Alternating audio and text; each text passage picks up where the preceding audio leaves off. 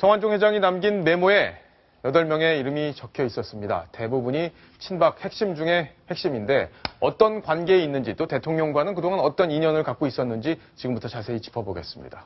조수진 차장. 네. 자, 8명의 어떤 관계, 대통령과의 관계들 한번 정리를 해주셔야겠습니다. 네. 이 8명 리스트를 보고 든 느낌은요.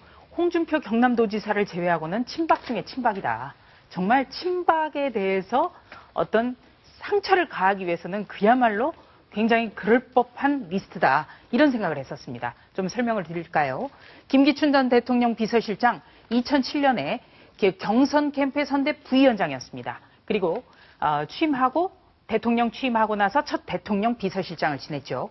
허태열 전 대통령 비서실장, 첫 번째 비서실장이었는데 2007년에는 경선 캠프의 직능총괄본부장이었어요. 예, 직능총괄본부장. 네. 예. 예를 들어서 뭐 의사협회라든지 간호사협회라든지 이런 어떤 직능별로의 모든 조직을 총괄하는 자리죠. 그리고 이병기 대통령 비서실장은 2007년에 경선 캠프의 선대 부위원장이었습니다. 네. 김기춘 실장과 같이 선대 부위원장을 맡았고 현재는 현직 대통령 비서실장이죠. 네. 유정복 인천시장. 친박 중에 친박이죠. 당시 경선 캠프에서 후보 비서실장이었습니다. 박근혜 대통령을 가장 지근거리에서 가장 많이 본 사람 중에 하나입니다. 2013년 안전행정부 장관을 거쳐서 현재 인천시장입니다. 네. 홍문종 새누리당 의원은 2012년 선대위 조직총괄본부장을 했습니다. 조직을 전부 다 관리를 하는 거죠. 그리고 2013년, 2014년에는 사무총장을 지냈습니다. 이 공천권과 아주 밀접한 관련이 있는 거죠. 그리고 서병수 부산시장의 경우에는 2007년 당시에는 정책 메시지 본부장, 이 역시 후보와 굉장히 가까운 자리고요. 또 역시 사무총장을 지냈습니다. 네. 이완구 국무총리는 뭐 누가 뭐래도 가장 지금 현 정권에서 힘이 있다. 이렇게 알 수 있는 자리고 또 한 가지는 이 같은 충청권 인사라는 점, 이 점도 좀 특이한 점입니다. 홍준표 경남도지사만 이 친박으로 보기는 굉장히 좀 어려운데요. 아마도 제가 처음에 얘기 드렸지만 2011년에 한나라당 대표를 지냈기 때문에 2012년 총선에서 뭔가 요청을 하거나 이럴 가능성을 좀 열어둔 거 아닌가 이렇게 보고 있습니다. 자, 그 부분은 어쨌든 지금 현재로서는 추정이고 연결고리를 찾다 보니 그거 외에는 특별한 고리가 없다. 이렇게 해서 지금 조수진 차장이 설명을 한 거고요. 이완구 국무총리 같은 경우에는 아마 이제 대선 때는 전혀 참여를 하지 않다가 신박이라고 하죠. 그러니까 친박 중에서도 나중에 친박이 된 그런 경우가 아닌가 해서 이제 물음표로 정리가 돼 있습니다. 그런데 조수진 차장, 여기에 보면은 핵심 중에 빠진 사람들이 좀 있어요. 네, 그죠? 그 부분도 아주 특이한, 아주 우리가 관찰해야 될 점이죠. 예. 네, 친박 중에 친박. 네, 바로 서청원 최고위원인데요. 서청원 최고위원 같은 경우에는 원래 고향이 충청도입니다. 충청 출신이면서 친박. 그런데 이분은 빠져 있고요. 또 하나, 이 최경환 경제부총리. 가장 박근혜 대통령의 신임이 두터운 분인데 이분 역시 빠져 있습니다. 그리고 대통령 정무특보이면서 그 원내에서 현재는 가장 대통령과 소통이 가까운 김재원 그리고 윤상현 두 의원은 또 빠져 있습니다. 예. 그러니까 빠져 있는 분들은 또 성완종 회장과 그렇게 가깝지는 않았다 이렇게 볼 수도 있고 또 가까웠지만 뭔가 이런 정치적인 여러 가지 거래를 하는 관계는 아니었다 이렇게도 볼 수 있을 텐데 어떻습니까, 박사님? 그 네 분 중에 그 서청원 의원과 나머지 세 사람은 조금 유형이 다릅니다. 다시 말해서 서청원 최고는 어쨌든 지금 조수진 차장이 했듯이 같은 충청 출신이기도 하거니와 굉장히 스킨십과 소통이 강한 분입니다. 그래서 지금 성완종 회장뿐만 아니라 두루두루 소통을 하고 그 얘기를 많이 들어주는 편입니다. 이번에 지금 여러 가지 구명을 필사적으로 하고 다니는 과정에서도 특히 서청원 의원의 경우는 직접적으로 이분이 그 호소를 할 때 무슨 얘기인지 쭉 듣고 나름대로 전달을 하는 그 전달이 뭐 검찰이 아니라 같은 친박 의원들끼리 말하자면 어쨌든 성의를 표시하는 이런 면에서 아마도 고마움을 느꼈을 것이고 고마움을 느꼈을 것이고 다른 세 분은 최경환, 윤상현, 김재원 이 의원들은 친박이지만 실제로 접촉 자체가 거의 없는 이 지금 성완종 회장과 그렇기 때문에 아마 빠졌지 않을까. 그렇게 구분이 될 수 있다 이렇게 볼 수 있는 거군요. 자, 시청자 질문이 또 왔습니다. 하나 보고 또 가겠습니다.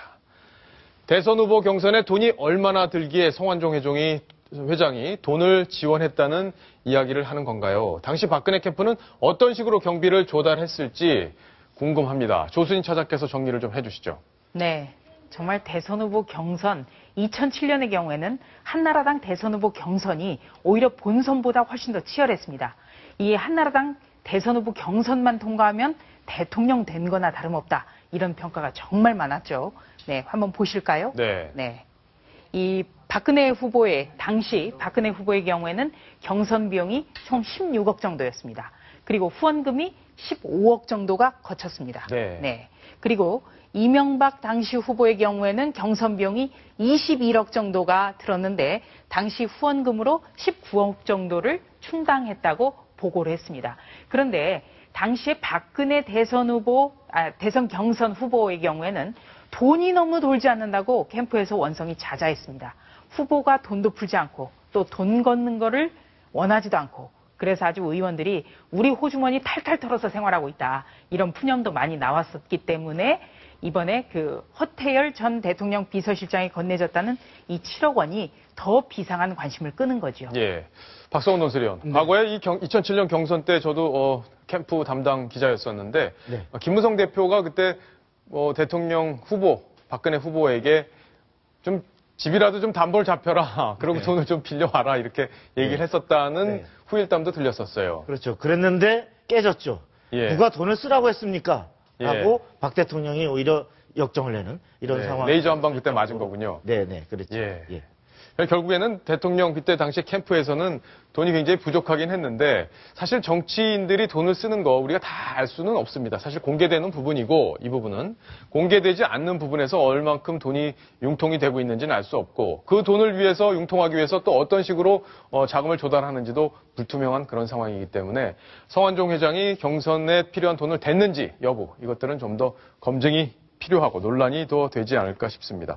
그 허태열 당시 전 비서실장이 아까 설명을 했지만 직능총괄본부장이었잖아요. 네. 그럼 돈이 많이 들어갑니까? 그분한테 더 어떻습니까? 그렇죠. 이 보직 자체, 직능총괄, 이 각종 단체를 만나면 또 밥이라도 먹어야 되고 그렇기 때문에 이 특히 직능을 총괄했다. 이거는 정말 돈을 많이 쓰는 그런 위치에 있었다. 이렇게 생각하시면 됩니다. 그래서 이 허 전 실장에게 7억 원이 들어갔다고 아마도 그런 메모를 더 남긴 것 같은데요.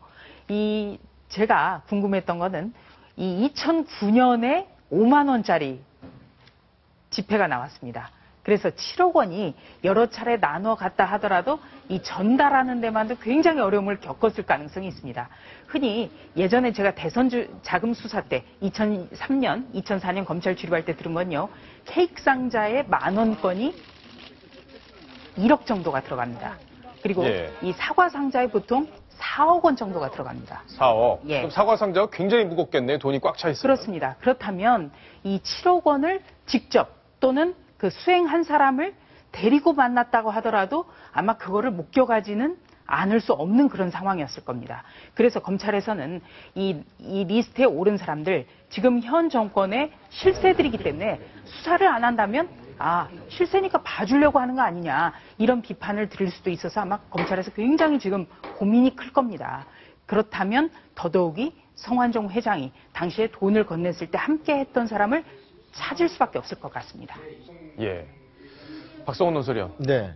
근데 이제 허태열 최고위원도 지냈고 지금 비서실장까지 지내는 이분한테 돈이 간 거는 경선용이다 이렇게 지금 우리가 생각을 해볼 수가 있잖아요. 본인도 네. 성완종 회장도 그렇게 비슷하게 얘기를 했고. 물론이죠. 그런데 다른 사람들에게 줬다는 돈에 대해서는 네. 성격 자체가 지금 설명이 안 돼요. 네. 어떤 용도인지도 모르겠고 아까 네. 김태현 변호사도 이게 뭐 뇌물인지 정치자금인지 모르겠다는 말도 했지만 네. 어떻게 이걸 규정해야 될까요? 그렇습니다. 이게 단순히 우선 시점이라도 다 이렇게 지금 8명 별로 돼 있다면 이 자금의 성격이 어느 정도 이게 대선 자금, 본선 자금이다, 경선 자금이다 이게 될 텐데 지금 허태열 총괄본부장 빼고는 이게 안 나와 있습니다. 그렇게 보면은 아마도 이 부분을 아까도 말씀드렸듯이 어떤 시기를 특정해서 어떤 기록으로 대조했다기보다는 여러 형태로 그때 말하자면 어떤 선거에 필요할 때 쓰라고 도와줬다. 막 이런 것들을 본인이 뭉뚱그려서 하지 않았나 싶고, 특히나 당시에 그 자금 흐름이 보면은 2002년 대선 자금 수사 때 그 새누리당, 한나라당 쪽이 아주 뒤였죠. 그 이른바 차떼기로 했다가 전체적인 중앙 총괄식 자금 수금을 했다가 중앙에서 쭉 뿌려주는 형태로 해서는 결국은 꼬리가 잡힌다. 네. 그래서 그때 이후로 계속적으로 자금의 흐름은 현재 중간 말하자면 책임자들이 자체 조달해서 거기서 바로 아래로 내려가는, 그래서 전체적인 흐름에 꼬리를 남기지 않는 형태였는데, 지금 아마도 허태열 본부장 이외에 다른 분의 사람들에게도 경선 자금이었다라고 한다면 그 각각의 그 자기의 역할 위치에서 그때 조달해서 쓸 수 있도록 그냥 지원하는 이런 형태가 아니었을까 싶습니다. 그렇군요. 자, 돈의 성격에 대해서도 저희가 한번 추정을 해봤는데 본질이 뭔지는 아마 검찰 수사를 통해서 가려져야 되지 않을까 싶습니다.